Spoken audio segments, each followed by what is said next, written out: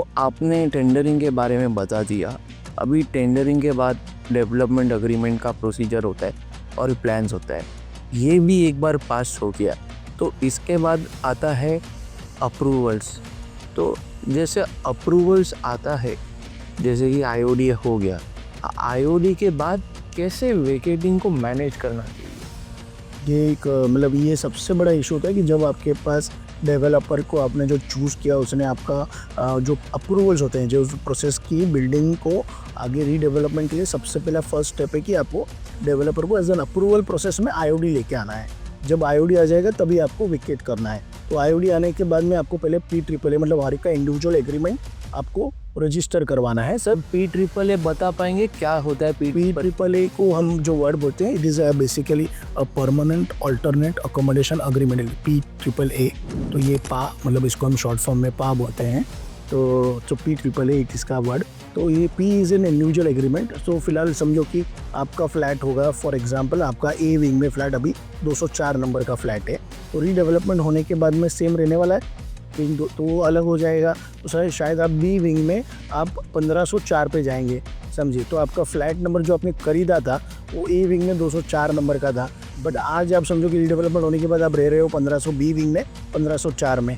तो वो आपका कनेक्शन कैसे होगा? तो वो कनेक्शन के लिए ये PAAA डॉक्यूमेंट होता है जो आईओडी आने के बाद में आपको डेवलपर को रजिस्ट्रेशन करके देना है। तो दैट मीन्स कि आपका जो डॉक्यूमेंट है कि आपका जो 204 खरीदा हुआ था वो रीडेवलपमेंट में जाके 1504 हो गया, ये इसका कनेक्शन मिलेगा इसका। तो इसके लिए PAAA डॉक्यूमेंट करना है। अभी इसके लिए इससे भी पहले आपको एक प्रोसेस वाइज कि अगर जो आईओडी आया है आपके सोसाइटी में बहुत सारे मेंबर्स होंगे, उसमें कोई मेंबर्स डिसेंटिंग भी हो सकते हैं, नॉन कंसेंटिंग भी हो सकते हैं, वेकेट करने के लिए रेडी ना हो सकते हैं।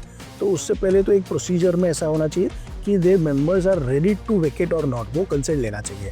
अगर वो सब रेडी टू वेकेट हैं, अगर मेंबर्स रेडी हैं ready to vacate, then you can proceed for PAAA मतलब आप permanent alternate accommodation agreement sign कर रजिस्टर करिए एंड आप वेकेट करिए। बट अगर कोई मेंबर आपको नहीं दे रहा है, कंसेंट नहीं दे पा रहा है, माइट भी उसका कोई इशू होगा, लीगल टाइटल इनका डिस्प्यूट होगा यूनिट में, या तो वो डिसेंटिंग होगा, वो नहीं चाह रहा है रीडेवलपमेंट करना, तो उसके लिए आपको फिर उसके साथ में बात करना होगा।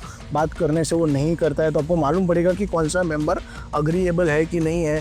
तो आपको अगर वो नहीं मान रहा है और आपको रीडेवलपमेंट में आगे बढ़ना है एंड वो माइनॉरिटी में है, then you have to take a legal course also.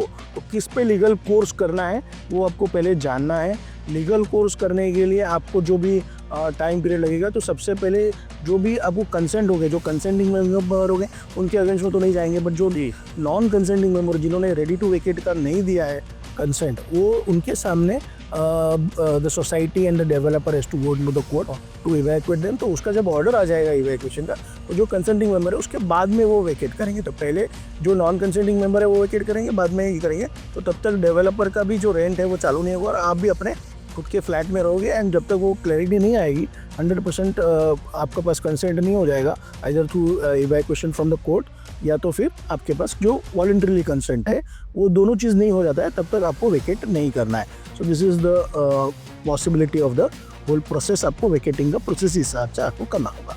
तो सर, आपने रेडी टू वेकेट जैसा एक इम्पॉर्टेंट और बहुत ही अच्छा टर्म है जो सोसाइटी के भी फेवर में है एंड डेवलपर के भी फेवर में है, तो ये आपने बहुत अच्छी तरीके से समझाया।